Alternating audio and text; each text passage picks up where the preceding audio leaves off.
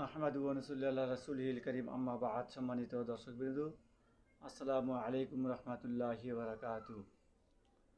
শ্রমিক প্রসঙ্গে আলোচনা, দ্বিতীয় পর্ব। রাসূল সাল্লাল্লাহু আলাইহি ওয়াসাল্লাম বলেছেন, শ্রমিকের পক্ষে কাল কিয়ামতের দিন স্বয়ং আল্লাহ পাক ওকালতি করবেন। বলেন সুবহানাল্লাহ। কারণ দুনিয়ার জিন্দেগিতে, দুনিয়ার জীবনে যারা শ্রমিকের টাকা মেরে খায়, শ্রমিকের টাকা আত্মসাৎ করে, কাল হাসরের ময়দানে আল্লাহ স্বয়ং শ্রমিকের পক্ষে ওকালতি করবে এবং প্রত্যেক মালিক পক্ষকে পাকড়াও করবে। তো সুতরাং আমরা আখিরাতকে ভয় করব, যার যার পাওনা দেনা যথাসময়ে পরিশোধ করার চেষ্টা করবো ইনশাআল্লাহ।